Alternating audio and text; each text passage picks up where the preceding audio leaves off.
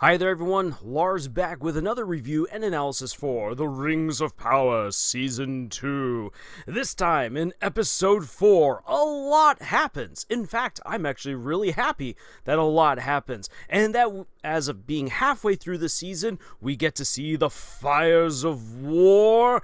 And beyond that, everything else absolutely sucks in this episode. It's so silly, because in the previous review that I did, I said I like how the dialogue has improved in the show, and this episode it all nosedives, bringing everything down with it, because if you are going to directly quote from the Lord of the Rings trilogy, then you better do it right. So, let's strap in for another review and analysis brought to you by Camille's Harem. Not just a podcast for novice writers by novice writers, but also a YouTube channel by novice writers for novice writers. Because writing is an adventure, it's more fun with friends.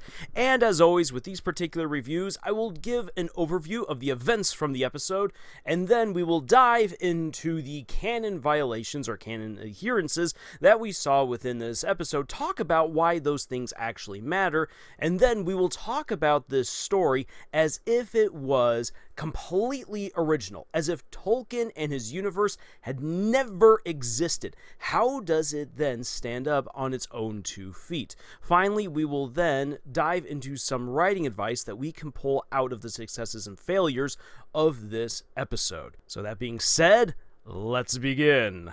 Rather than jump around from plotline to plotline like the episode did, I am going to look at each individual plotline as a whole and then proceed on to the next one, beginning with the Harfoots, Nori and Poppy. After being thrown around by a great tornado, they land somewhere in the middle of the desert, and lo and behold, they meet a Stoor, who they immediately like, oh, it's another Harfoot. I'm not a Harfoot, I'm a Stoor.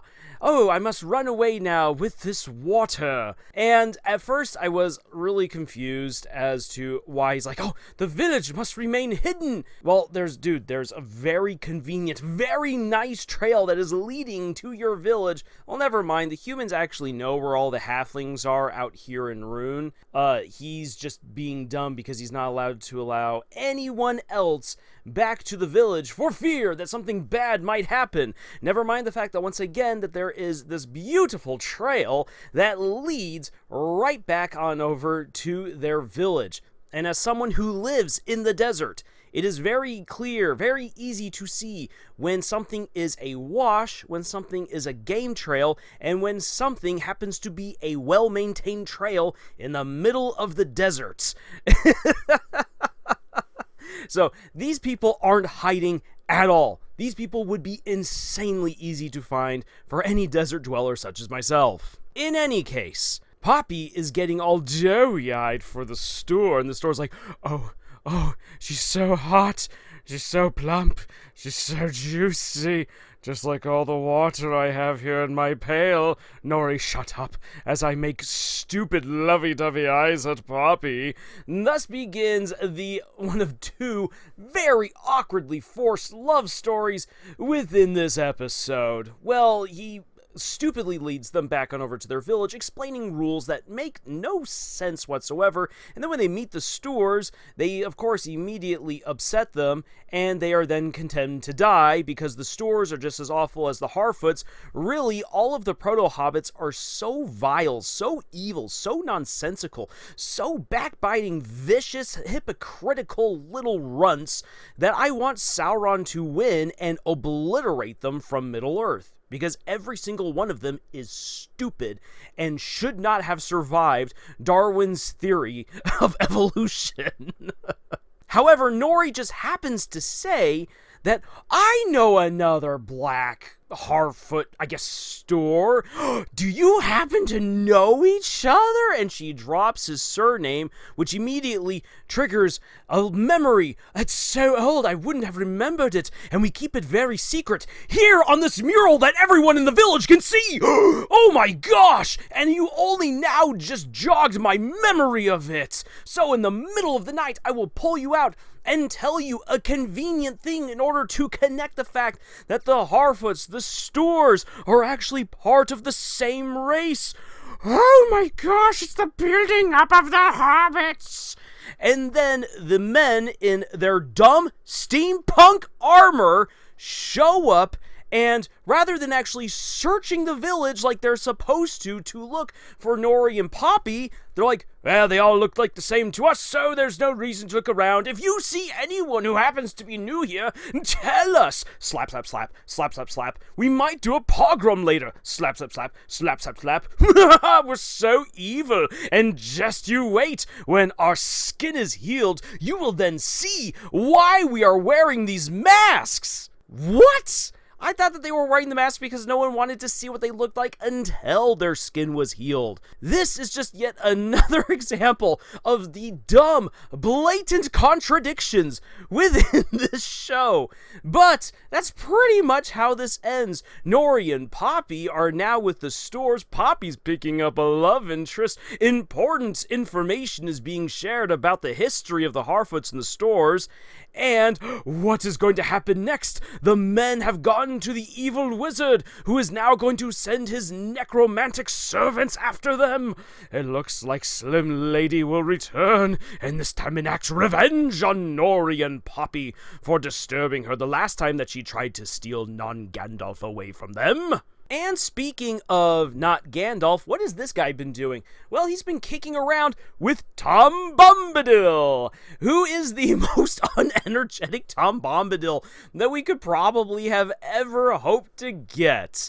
And this is absolutely ridiculous because Nori and Poppy were thrown by a tornado somewhere, and so he thinks, I will follow this map with stars, and I will follow the stars, and they will take me exactly to where I need to go to find my little friends. This doesn't make any sense. Instead, he ends up at the house of Tom Bombadil, who is completely unhelpful.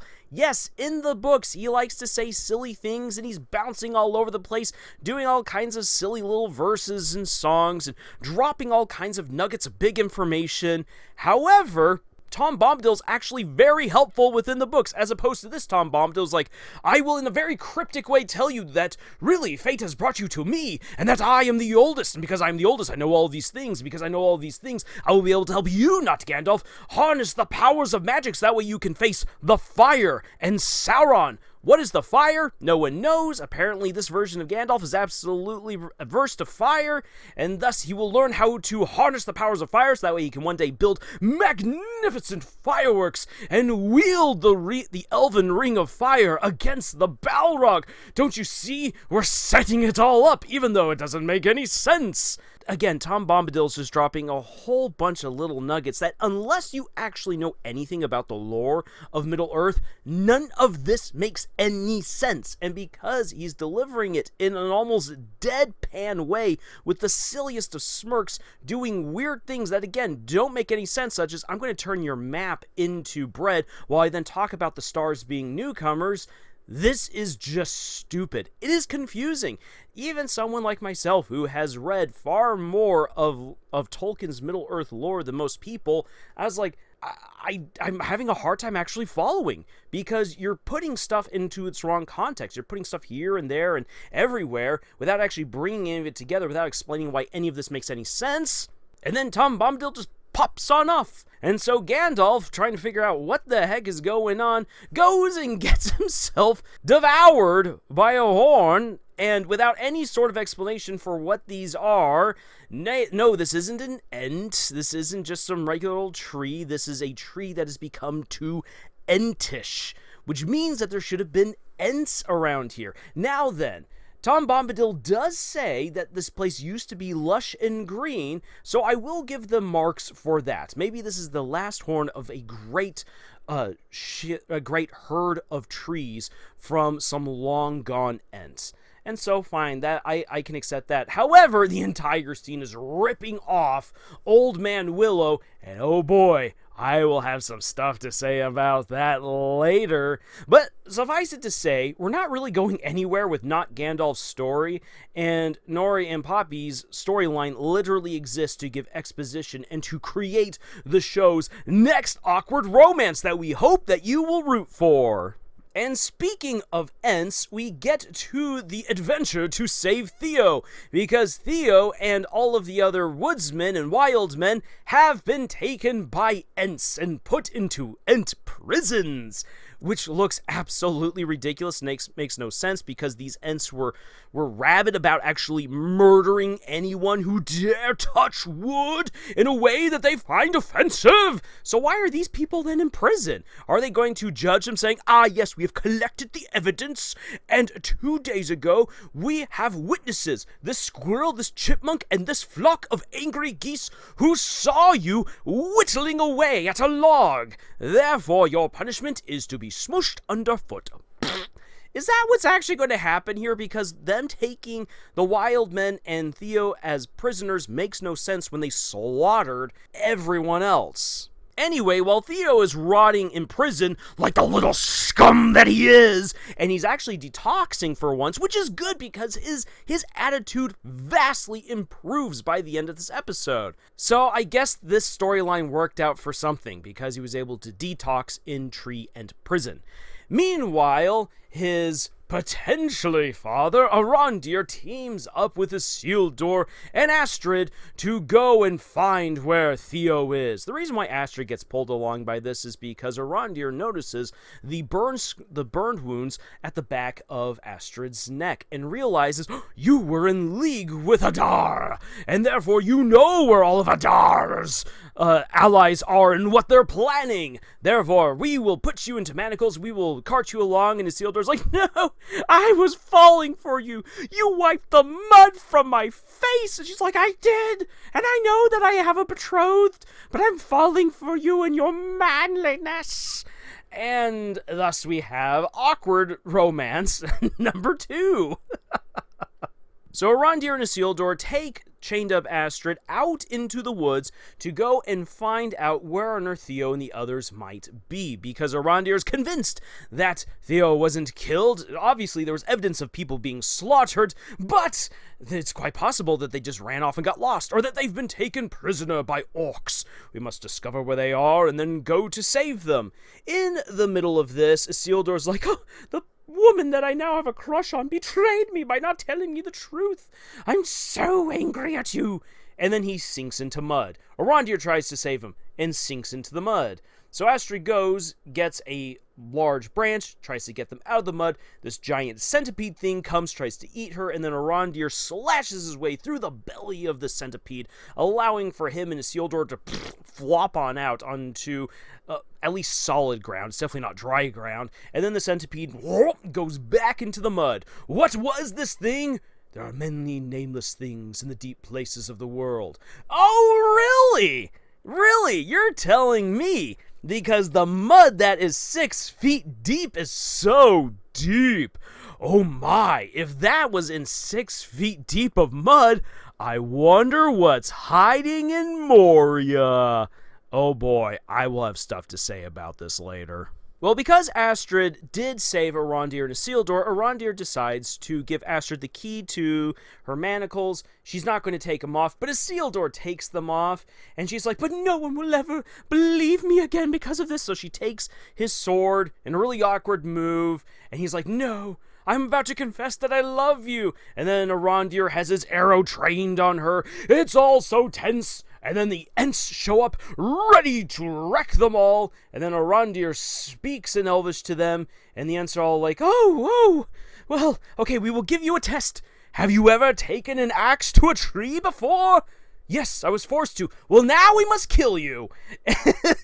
And then in the most ridiculous negotiation scene of all time, swapping back and forth between various languages, Arondir manages to convince the Ents that everything is fine, that forgiveness can indeed be had, and therefore they should let him go.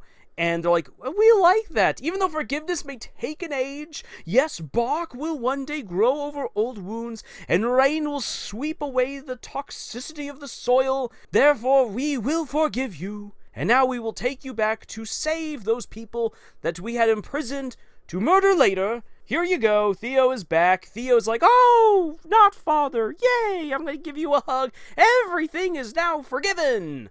for all of the stupidity that's happened for the past season and a half between them. And Astrid's betrothed turns out to actually be alive. He's a scumbag, but he's alive. And she's totally fine with going back to him. But not really, because she now likes Isildur slightly more than him. But because we need drama, she's going to stay with her betrothed. And Isildur's like, oh, I guess I need to go back now to being angsty like I was in the first season. We then come to the most consequential plotline of the entire episode, which is Elrond taking his own fellowship out to Eregion. These characters, whose names they do say, but you will never remember them because they only ever say them once, if at all, goes together on foot from Lindon to Eregion. That is more of a distance than what Frodo, Sam, and the others traveled from Hobbiton to Moria. This is way, way longer, so all speed is needed. So let's go by foot. So as they're going on foot, they come to this great bridge which has been destroyed. Elrond, who's been actually largely a Chad since the previous episode, makes the dumb deduction that some sort of lightning took it down. And Galadriel's like, no, it must be Sauron. My ring tells me so. And Elrond's all like, look, I am not listening to you and your little ring fantasies. No way, no how. I do not trust you because you're a psychopath, and I don't trust your ring because in this version of the events of Tolkien's Middle-earth, Sauron helped to forge these rings, therefore making them evil, and so I cannot trust the ring either. Yay! And so they've got two different options. Actually, they have three, but they don't even entertain the third one, which is simply to climb down the ravine, cross the ravine, and climb up again. It will take you a day's worth of time, but it's going to be a way more direct route than to go to the north or go to the south, which takes you way more time and takes you into danger. In any case, they decide to travel to the south, which then takes them through the Barrow Downs, where there they are accosted by a series of these ghosts of men, of wicked men, who come out singing an eerie, creepy song. And of course, the black elf is the first elf to get killed. Tell me, man, the black guy always dies first. And when it looks like Galadriel might just meet her end at the hands of these Barrow Wights, which could not be killed by conventional means, Elrond has the brilliant remembrance of, oh yeah, that's right, the blades with which these people have been buried are the only things that can destroy them, so we must grave rob quickly. You, nameless elf, we will grave rob. So they grave rob. They pull out some weapons, and then in short order, the elves completely wipe out the Barrow Wights, thereby cleansing the Barrow Downs, and then proceeding on to the place where King Gil-galad's messengers had been accosted, been killed. They find that the message has been destroyed. They need to press onto Eregion as fast as possible because who knows what's happening with Celebrimbor. All of this evil obviously means that Sauron does not want them to get where they want to go. But alas, there is a large contingent of orcs moving through. This is the vanguard of Adar's great army as he makes his way to Eregion to lay siege to the city and destroy Celebrimbor and Sauron once and for all. So, what happens? Well, Galadriel, who has been absolutely chafing and chomping at the bit for her chance to girl boss once again because she's so upset that Elrond has taken her place as the leader of this fellowship, she gives him her ring and says, you must take it immediately on over to Eregion and swear to me that you will defeat Sauron no matter what. Now I must go and sacrifice myself in an epic girl boss moment. And she goes and she proceeds to slay a bunch of orcs in a scene that looks like it could have been choreographed for a 1970s kung fu movie. And I just gotta say this right now, so many of these scenes throughout this entire episode are shot with the weakest of lighting.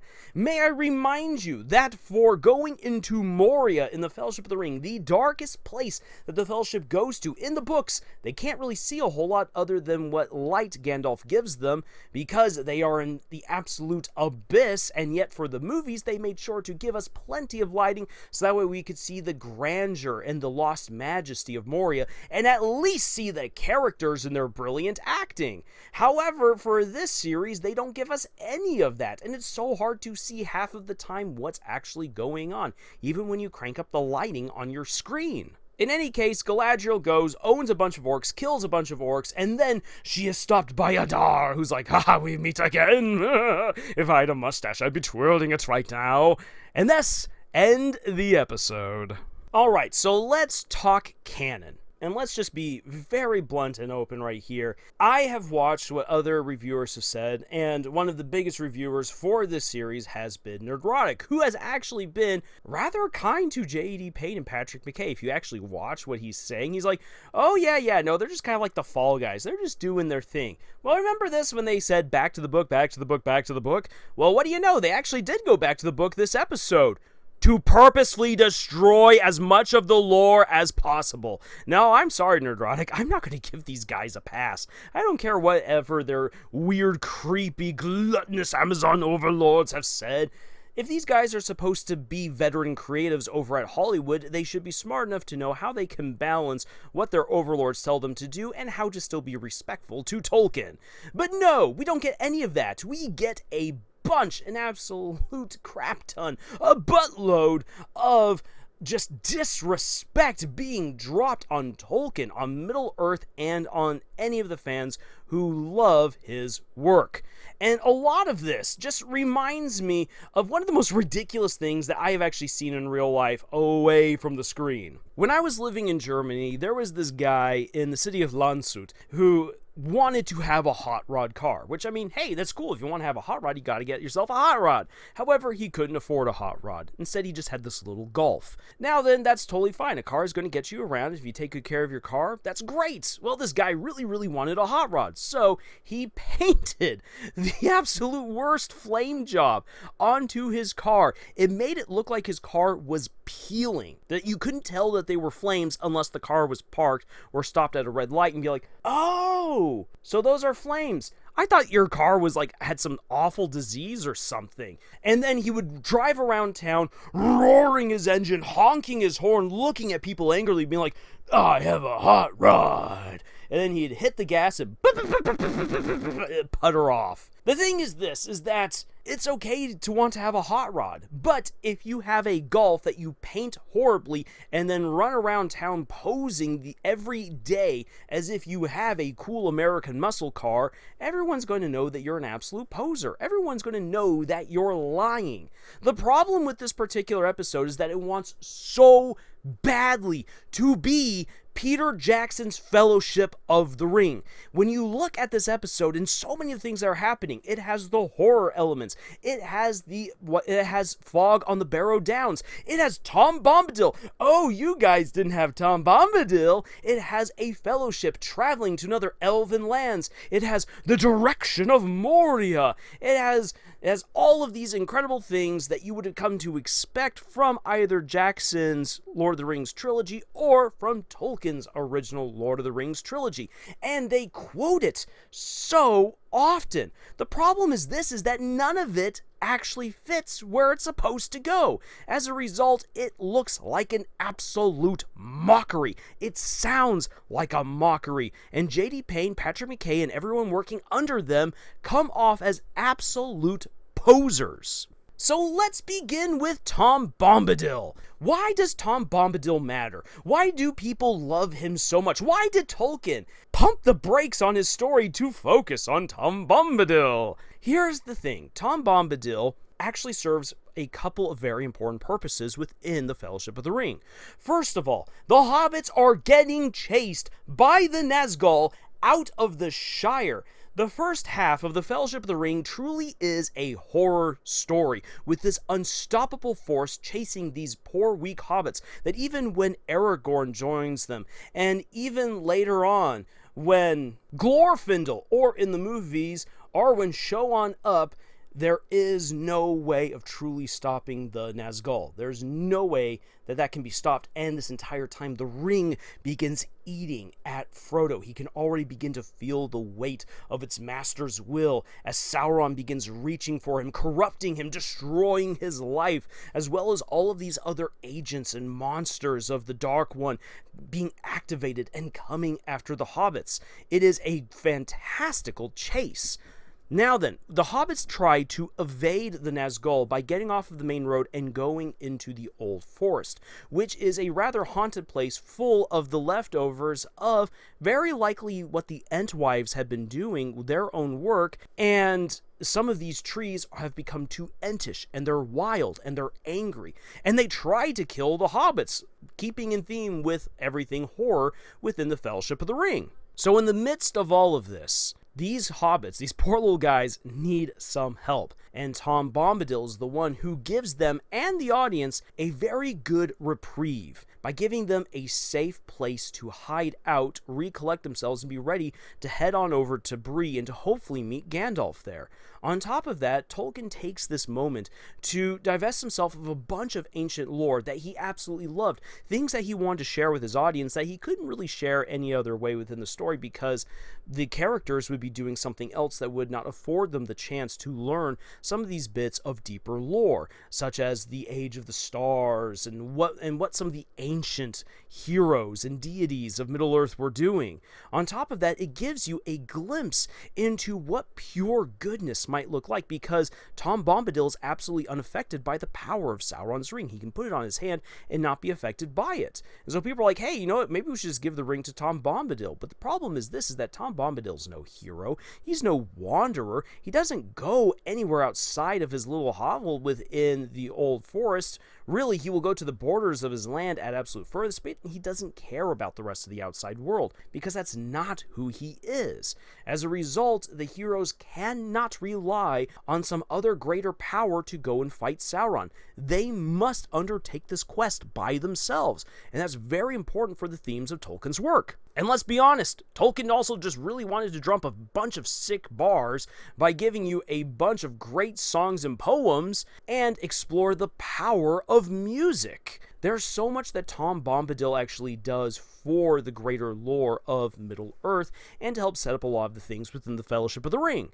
But if you take Tom Bombadil out of that context, Tom Bombadil doesn't make a whole lot of sense, and he should not be in Rhûn. It doesn't make any sense why he is there. Also, he should be married right now. He should have a wife who is helping to tend to everything, and you can tell just how madly in love they are with each other, and that's missing.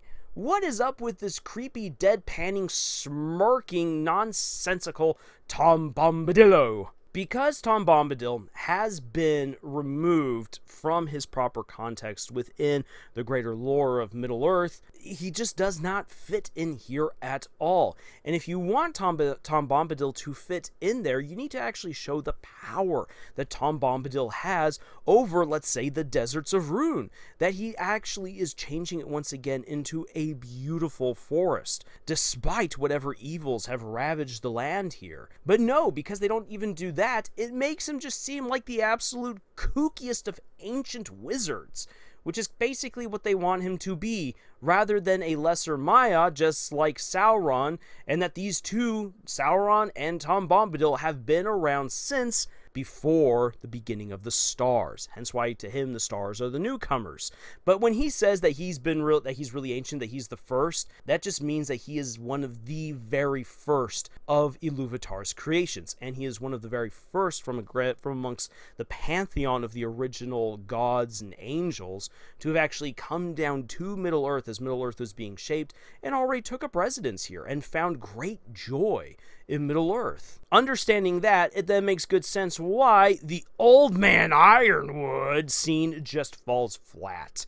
Because, again, you actually need to understand the story of Old Man Willow, one of the horns, that is left over in the Old Forest that tries to kill the hobbits because it does not want anyone there in its forest. Tom Bombadil comes along and saves them, and here in the show, he's just like, "Old friend, you gotta get back to work. Just spit him up and everything will be fine." No, Tom Bombadil comes, he snaps off a branch of Old Man Willow and smacks him around and sings him into spitting out the hobbits and thereby saving them.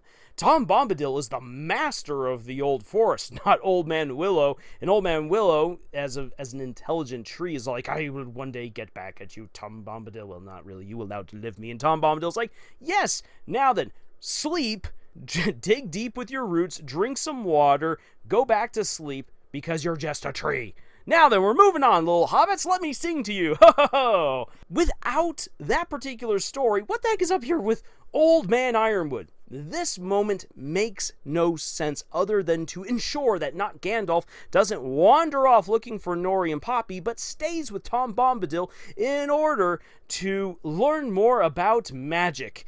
And in the words of Old Man McGucket, in retrospect, it seems a bit contrived. the result of not properly utilizing Tom Bombadil in all of the events from the Old Forest, and as we're going to see with the Barrow Downs, without putting them into their proper context, these scenes just feel silly. It just feels like they're there to take up time, when they shouldn't be. These should actually be some of the greatest moments within the overall story.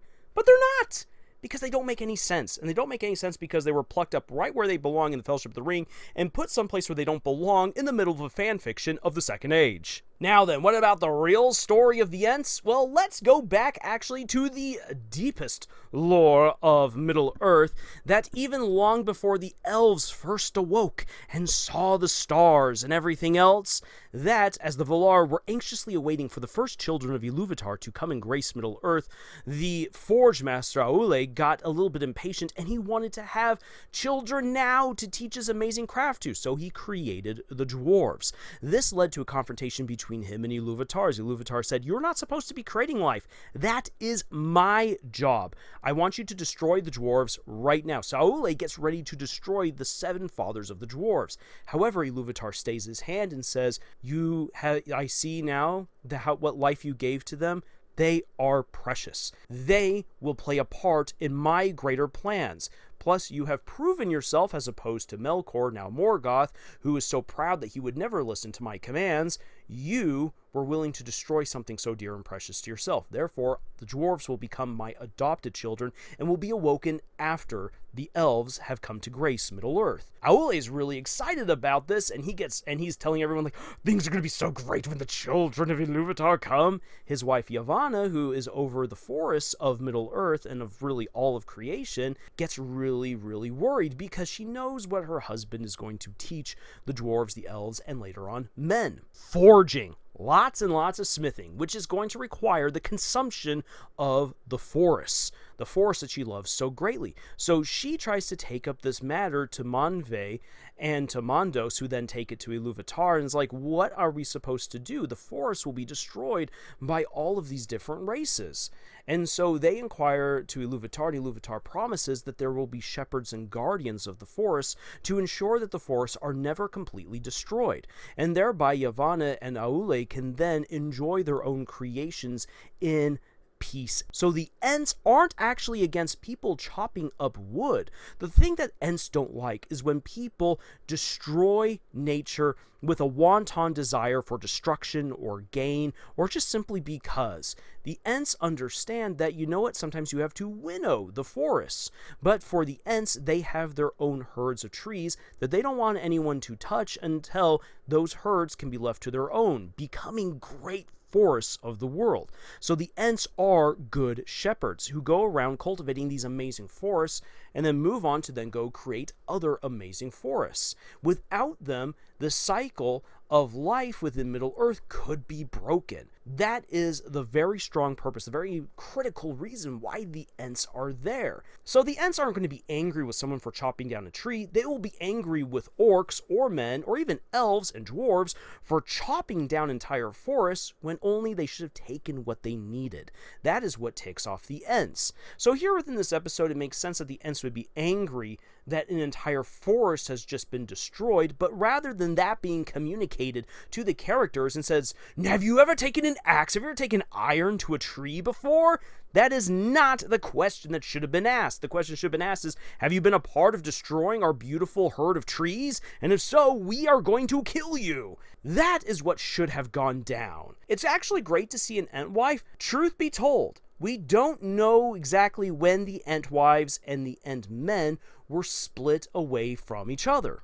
And so as far as the lore of Middle-earth goes, I'm going to give J.D. Payne Patrick McKay a little bit of credit right here and say it's absolutely fine to have an Entwife here in the Second Age. I'm okay with that. I honestly am. Because for Treebeard, at the end of the Third Age, yeah, it's been a long time since he last saw the Entwives, and there's no Entings anymore after all of these thousands and thousands of years. Therefore, it makes sense why he's forgetting them. However, if you ask for my personal opinion, where I would have the Entwives and the Ents kind of split ways, possibly without meaning to, would be back at the destruction of Menegroth, when the Ents were roused to anger after an Entmoot and decided to get revenge on the dwarves for killing their allies, the elves of Menegroth, in order to obtain the Silmaril that was taken by Beren and Luthien from the crown of Morgoth himself. Woo! That's a lot of story right there. But the dwarves greedily destroyed Menegroth, killing King Thingol and taking the Silmaril, thereby committing all of these egregious sins.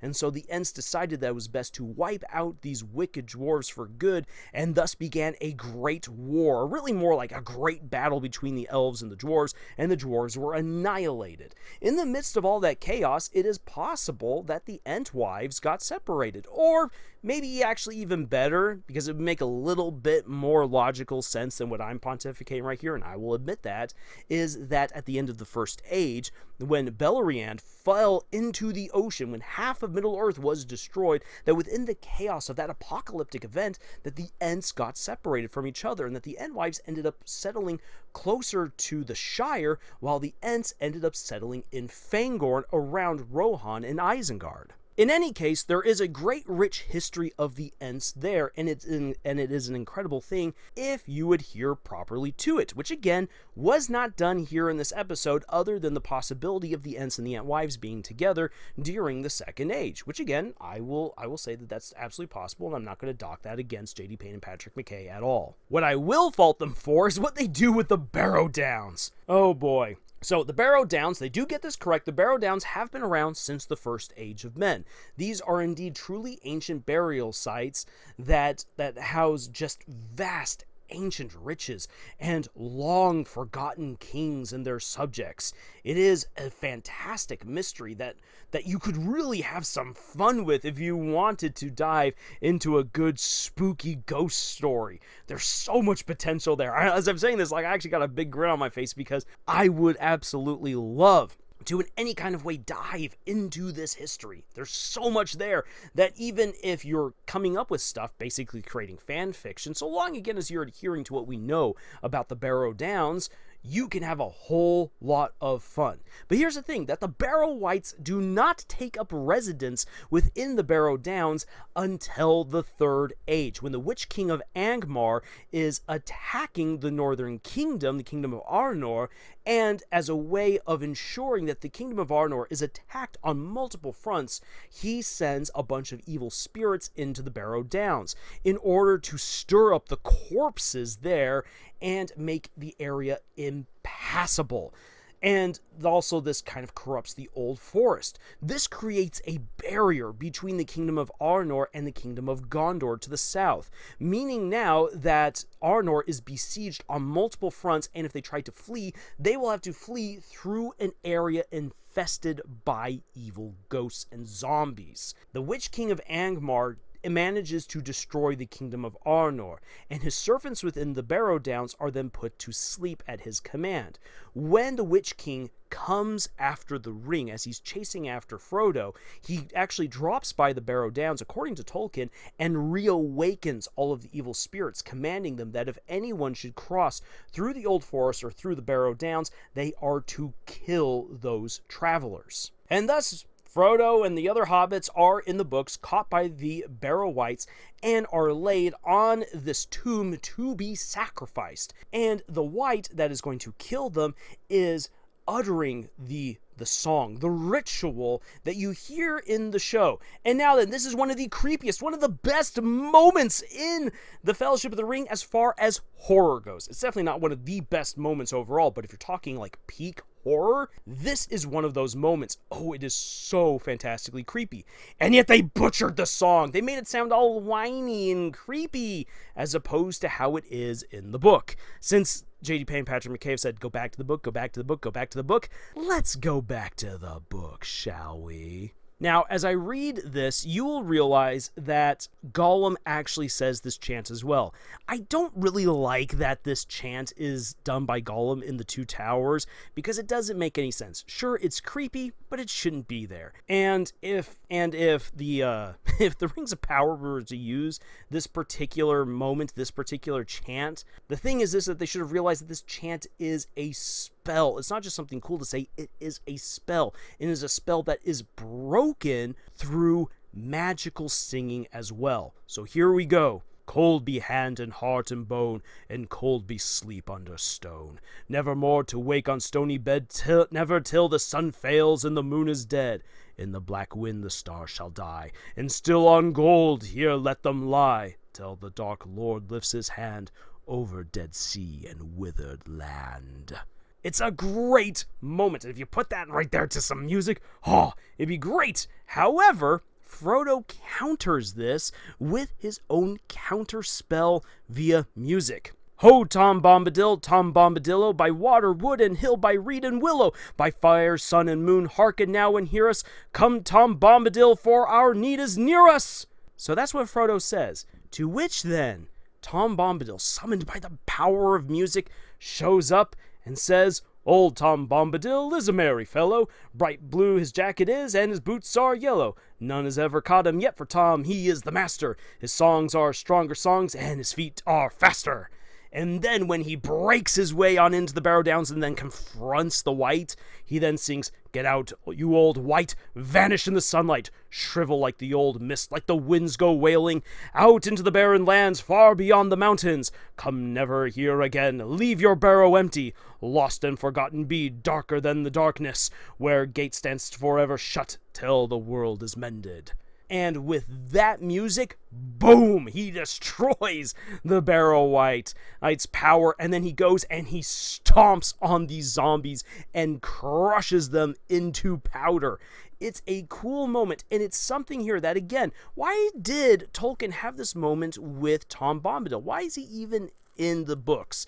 The reason being is because in the ancient history of Middle-earth, music is what created the land. Music was what wrought the original magic of the First Age, and because Tom Bombadil is older still, he has that incredible power through magic. Now then, Sauron also uses songs in order to use magic, and his servants use their own twisted songs as well to invoke his powers. So Tom Bombadil, as an entity of pure goodness and ancientness, he is able to use his songs to overpower the songs and might of evil. This harkens back to the ancient history of Middle-earth. So if you're going to have the Barrow Wights within the show, give them some real justice. And no, they are not destroyed by the weapons that they were buried with. Oh, not at all. In fact, actually, it is stated specifically by Tom Bombadil that the weapons that he gives to the hobbits were weapons that were created by the elves and men of the ancient northern kingdoms, utilized to kill undead flesh. And this is important because the dagger that is given to Merry he uses as a sword to then stab the back of the Witch King's leg, thereby crippling him at the right moment for Éowyn to pierce him through his head and thereby destroy the Witch King and fulfill the ancient prophecy for his doom. And this is something that I'm always sad that this is not in the Return of the King, because it is, again, an absolutely brilliant connection to so many things that Tolkien did, that Merry would never have been able to help Éowyn fulfill her destiny and destroy the Witch King if they had not gone through the Barrow Downs, if they had not met Tom Bombadil and had been rescued, and that Tom Bombadil then gave them the weapons that were buried with these wights that would give them the chance to kill undead flesh. This is another very critical moment within the Lord of the Rings books, but because you don't have the proper context for it, it doesn't make any sense. And why on earth would the weapons that these zombies and ghosts are buried with, why on earth would their weapons turn against them? That seems just like a massive convenience for everyone. In retrospect, it seems a bit contrived.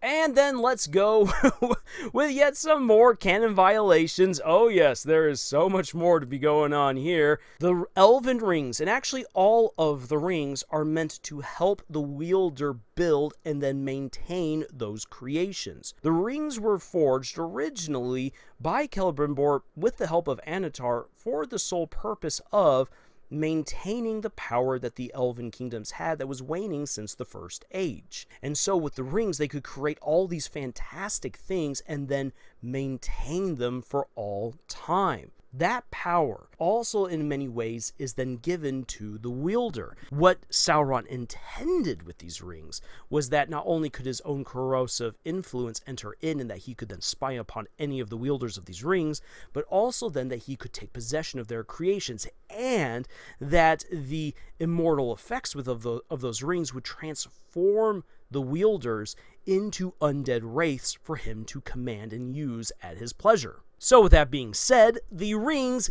cannot heal people. If the rings had this kind of regenerative ability, Gil-galad would never have died in single combat to Sauron when he fights him at the Battle of the Last Alliance and is felled by Sauron. And if that had been the case, that these rings could again heal people, then Gil-galad should not have fallen. And yeah, then why does Sauron then blow up when Isildur cuts the ring from his hand? The writers here, I don't know what on earth they were doing. They just wanted to give Galadriel some amazing powers and help justify the goodness of these rings, because their own stupid writing in the first season made all of the rings evil, which they are not in the books, specifically the 3 elven rings. Next, let's get to the nameless things within the deep. Within the deep. The nameless things, the nameless monsters, reside deep within the earth, not deep in the mud. They remain deep within the earth because they do not want to be caught by the Valar and destroyed. These are ancient beasts that go back to the beginning, to the dawn of creation. Now, some people will say that these are some almost like Lovecraftian entities that existed around the same time as Iluvatar. I don't personally buy into that. I just think that very likely these are many of Morgoth's ancient servants who decided that they would not want to risk the wrath of the Valar, and even before the First Age had already buried themselves when Utamono fell before the awakening of the elves. So I think that that's a viable option, or they could just be ancient monsters that were created in various ways, very likely through what Morgoth, back then Melkor, did when he was creating discord amongst the music of creation. In any sense, there are ancient monsters that do not want to be discovered and do not want to be disturbed, and they have buried themselves deep within the earth. And one of the downfalls of Moria isn't just simply awakening a Balrog, but that they burrowed so deep down that they touched upon the caverns of these ancient monsters and disturbed them. So thus Moria fell because of their greed and their ambition, and awakening these ancient monsters. These ancient monsters are never fully described by Tolkien. They are left up to interpretation, which is something that, again, for a good competent writer who wishes to explore this potentially, there is actually a lot of fertile ground to do some amazing things, to have an amazing story. The problem is that this weird centipede thing just happens to be more of a convenient monster than anything else. And so it's just kind of dumb. I don't want it there. Again, it's a bit of a contrivance. And so this misunderstanding of the deep things, of these ancient monsters within the deep places of the world, this is just silly. When Gandalf was talking about horrifying things, he meant it. When we look at the story of Gandalf and the Balrog, like, the two of them flee out of the deeper crust of the earth because they do not want to be amongst these monsters. And Gandalf and the Balrog are Maiar. They are ancient angelic beings of great power. So the ancient things of the deep places of the world are far more deadly, far more powerful, and likely far larger than just some ugly centipede hiding in the mud. And for another canon violation. Oh my gosh. The hobbits, the Harfoots and the Stores come from the Third Age. They were not in the Second Age. They were together and then split up according to the areas that they felt would be the best for them. The Stores settled along the Anduin before they were wiped out, most likely by the Witch King or by other people, because they enjoyed being around the water. They were the only hobbits who really learned how to swim. So those are the Stores. Stores are not hanging out somewhere in the desert with one lone person who goes out and joins the Harfoots on their ridiculous journey, wandering around the lands, hoping to one day come across something green. That's not the way that it works. And if you're going to have a desert society or a wandering society, then you need to know how these societies work. A desert society would never build a place where they could not have immediate access to water. That is just stupid. They would never do that. These people obviously have never lived in a desert. They've never gone camping in a desert. And then for a traveling community, for nomads, they would be hunters. Yes, they would be doing some gathering. Why are the Harfoots not doing more hunting? Instead, they just gather berries and whatnot as they go along. That is not enough to keep them running and going. If you are a nomadic people, you need to have tons and tons of protein, lots and lots of meat, which they don't have. Therefore, the Harfoots and the Stores, just based on the most simplest of principles to creating even a somewhat believable fantasy society, whoop, it's gone out the door. These groups should have died off long before this moment. I hope Sauron wins so that way he can kill off the Harfoots and the Stores, because they are horrible people and should not exist. I'm looking forward to when real hobbits arrive on Middle-earth. Oh, won't that be an amazing thing? Finally, if there is one thing that is truly, indeed, lore accurate, it is this: that there were other wizards and necromancers beyond Sauron and the Astari, the 5 wizards who are sent by the Valar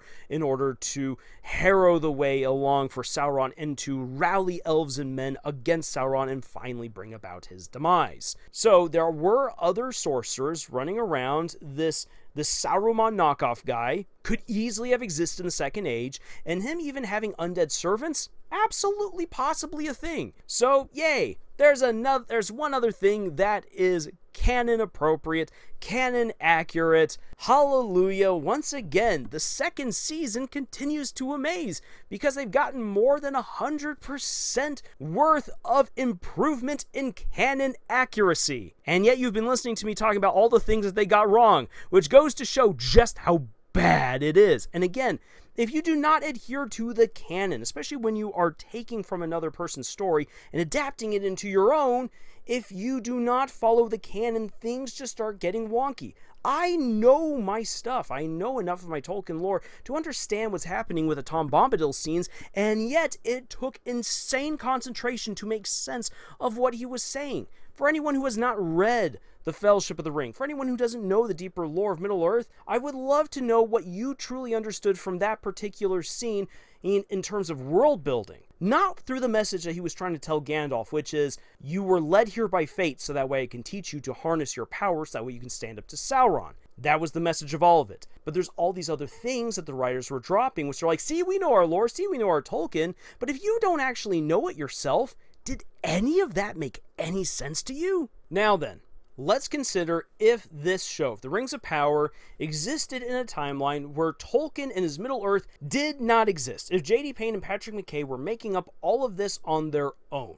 This isn't fan fiction, it is its own original story. If we do that, Episode 4 of Season 2 is actually one of the best episodes in the entire series, which might come as a shocker to you if you've lasted this long in my rant, because it sounds like this is just an absolutely awful episode. If you are looking for a story about Middle-earth, this is absolutely awful on so many levels. However, in terms of original storytelling, it actually isn't too bad. The pacing was good. For 4 separate storylines within an hour, that was really well balanced. You got a lot of stuff, and in terms of just giving you world-building information and just expanding this fantasy world, holy cow, you got introduced to Ents, you got to meet the Stores, and you got to see how the Stores are related to the Harfoots. We're going to learn just a little bit more about these steampunk people, and we have all of these enemies now on the move. We have Sauron, we have the nameless evil wizard in Rune, we then have, of course, Adar leading his great army forward, and all the other great and horrible machinations which are all playing out. How much is Sauron truly in control? Because he seems like he's working under some sort of deadline. So there's all of these little pieces moving around. Things are indeed happening. And finally, the elves are getting off their keisters and actually doing something. Not Gandalf is going to hopefully start learning magic. He's finally met the person who's supposed to be his mentor, and the hobbits are off on their own little adventure. There's a lot going on, and hey, Theo's been rescued, yay! And oh, we now have 2 other love stories that have been forced upon us! So things are happening. There's a lot happening in this episode. The problems that really do cripple this particular episode in terms of being its own original story is the dialogue. Again, if you know Tolkien, then you can see where some of this stuff makes sense. If you don't know Tolkien, in a timeline where none of Tolkien exists, none of this Middle-earth stuff, this has all been created by J.D. Payne and Patrick McKay, the way that these characters are talking does not feel relatable in the slightest. And so it will go on over your head. They're using a lot of weird old Shakespearean speech, Old English, which I will tell you this as someone who has tried to teach my students how to understand at least a little bit of Old English in order to understand some of their English projects as well as to understand historical documents from the 1800s, and it normally goes over their heads.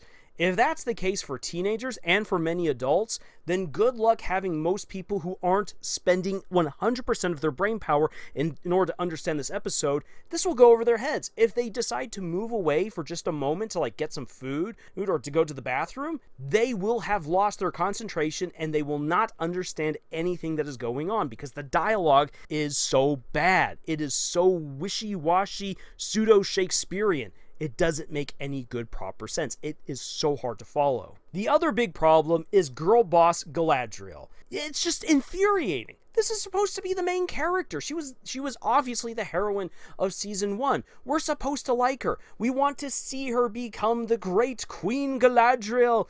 And no, we see none of that here. She's absolutely just butting up against Elrond. You can tell she doesn't respect him at all. Elrond is doing a great job actually as a leader and containing his frustration with her. They're I really did sympathize with Elrond, but the show wants you to sympathize instead with Galadriel and to believe in her great sacrifice. And that Elrond is wrong when he says no, she's just sacrificing herself for the ring. The problem is that she just wants to have this girl boss moment against the orcs so bad that when she finally has it, I'm please, just kill her already. Let this actually be a real sacrifice. Just get rid of her. The plot armor was too much. The undeserved girl boss moment was awful. And Galadriel is no queen of the elves. She's a queen of the Karens.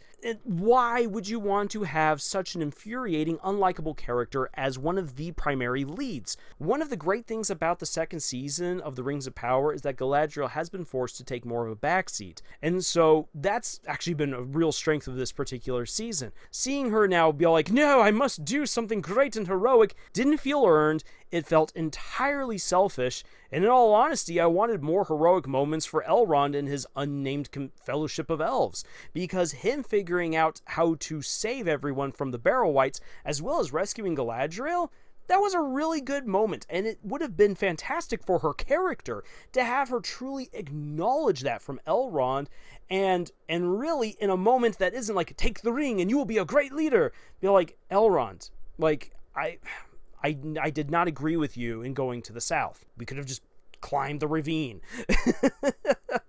But I am going to trust you as the leader. You saved my life, and I am very grateful for that. It shows that we are real friends, and I'm going to do my absolute best to ensure that we get to Eregion and that we can defeat Sauron together. If you'd given Galadriel a moment like that within this episode, it would have instantly made her more likable, and it would have made her sacrifice a little emotional. But no, it wasn't there. And the forced love stories as well. Ugh.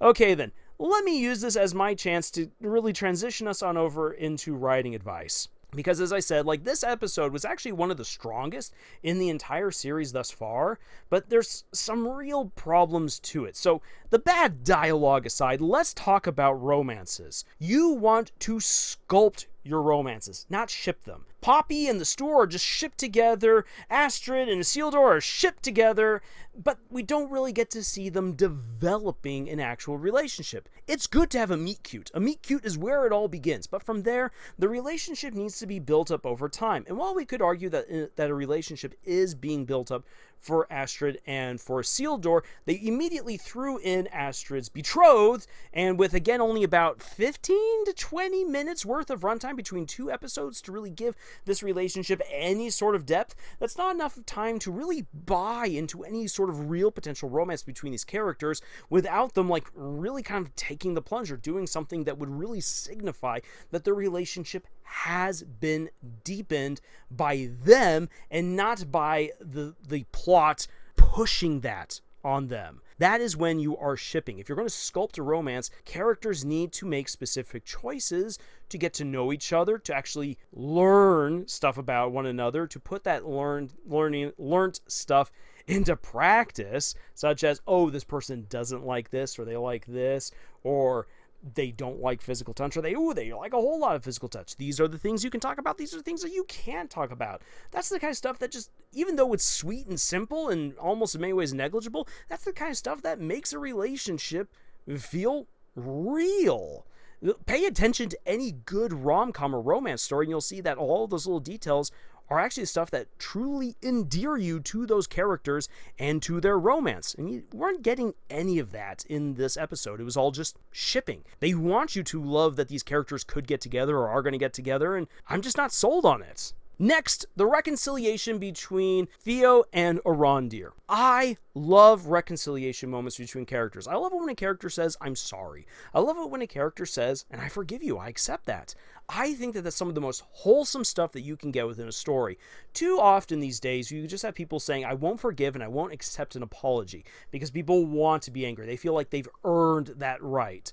And I personally just don't agree with that. I think that it's way more beautiful within a story when people can set aside their differences, and especially set aside their arguments with each other and come together to rebuild their relationships or to build a new one. I really like that. When it comes to writing reconciliation moments, it's really more of a show than a tell.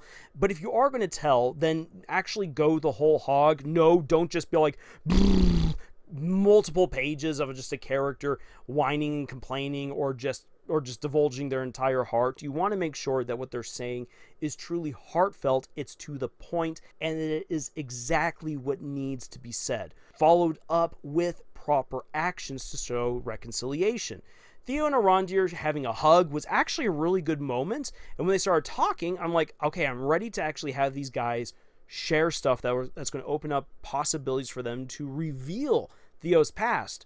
But the dialogue was absolutely lacking right there. So while the hug moment was really good, the dialogue just wasn't enough. And that's something that's going to take time as an author to figure out what does need to be said. How much is too much? How much is too little? What is the right amount? So that way it feels real and heartfelt to the audience. Otherwise, reconciliation, again, is more of a show than a tell kind of a thing. Another thing to consider in terms of good writing advice is setup and payoff. The writers for The Rings of Power love setup and payoff. The problem is that they will set up something in one scene and then immediately deliver the payoff in the very next scene. It's as if they are scared about the idea of Chekhov's gun. They're like, oh, if you introduce this one thing, it must then be used within the next scene. That is for stage play. When you are writing a longer form story, whether it be a book or a long form show, you are actually supposed to spend way more time properly building up the payoff. Think back to the defeat of the Witch King of Angmar on the Pelennor fields before Minas Tirith. This is an absolutely phenomenal moment. You have 3 books worth to build up the Witch King as this great enemy. You've had time to be introduced to Éowyn and get to know her and why she's going to be there. Be introduced to Mary and understand why Mary is there. Understand where Mary's blade comes from. That is very important for the defeat of the Witch King. All of these things build up across the entirety of the trilogy to lead to one brief moment where the Witch King is ready to kill Éowyn. Mary stabs him in the back of his leg. He stumbles, and Éowyn is then able to thrust her sword into his face and thereby complete the prophecy, and he is slain by a woman. Boom! It is a great moment. and it is a moment that is built up for quite a bit of time. That is true setup and payoff. From what the writers of the Rings of Power have done, they are so eager to deliver that payoff that if we're talking about the defeat of the Witch King might be introduced in one episode, and in the next episode be killed, and within the episode that he's killed, you then hear the prophecy about how not by the hand of man shall he be slain, and then like 2 scenes later he'll be killed. That is the kind of speed that these writers are running at, and that is not good, proper setup and payoff. Maybe for like within a scene, like, ooh, the scene needs, like the self-contained scene, I want to do something really neat. Then sure, you can have setup and payoff within one scene, but if we're talking about over the course of the entire story, take your time to build up to the payoff. And the last notes that I have are right here. Again, think about your societies and your monsters a little bit more. Do what you can to make them make sense to the reader and within the world that you create. You can create the most fantastical societies and monsters that you could possibly want. And you can do some insane, crazy things that have absolutely no connection to real life. But it needs to make sense. Whether to the reader or within the context of the story, please make it make sense. The societies of the Harfoots and the Stores make no sense, either within the real world or within the world of Middle-earth, such as the Rings of Power writers have made it to be. And therefore, it's something that it breaks your suspension of disbelief, and you don't really care as much about something that you can't suspend your disbelief for, and just enjoy the ride along with those characters in their world. So try to make what you write make sense, at the very least within the context of the story that you're writing. And finally, if you are going to adapt someone else's story, a la we're going to do some Lord of the Rings fanfic, or we're going to do a Lord of the Rings adaptation, make sure that you understand the canon material that you're working with. One of the reasons why the Peter Jackson films work so well is that even though some of the characters and their motivations are changed around a bit, and not everyone actually says the quotes that they're supposed to say, such as Gollum saying the lines of the Barrow-wight later on in the Two Towers as he's moaning and complaining within the Dead Marshes. The fact of the matter is that through most of the trilogy, Jackson and his writers made sure that the characters were saying stuff that was either an adaptation of what they actually said within the books, or literally was lifted from the books and given to them at the proper time. And so many of the quotes fit exactly where they need to be within their proper context with the proper characters, and it helps the story to flow. When you take so many things out of context, it feels wonky and wrong. And especially for the people that you wish to grab, who are the fans of the original material, you need to make sure that you are paying proper homage to, being properly respectful to that stuff that they love, so that way they will be more enticed to enjoy the creative stuff that you are doing via your adaptation. And as I brought before, an adaptation doesn't need to be a one-for-one likeness to the original source material. It can be something different and still be really good. Again, the Lord of the Rings trilogy by Peter Jackson is not a 100% faithful adaptation to the books at all. And yet those movies are an absolute masterpiece, again, because of just how closely Jackson and his team stuck to the lore and were respectful to it. If you can't be respectful within your adaptation, you shouldn't be making it. Just go and make your own story. And you might actually do really well doing that, so long as you write that original story well, as opposed to what's happening here with the Rings of Power. So, with all that being said, I am going to give myself a break from the Rings of Power for a little bit and prepare myself for next week.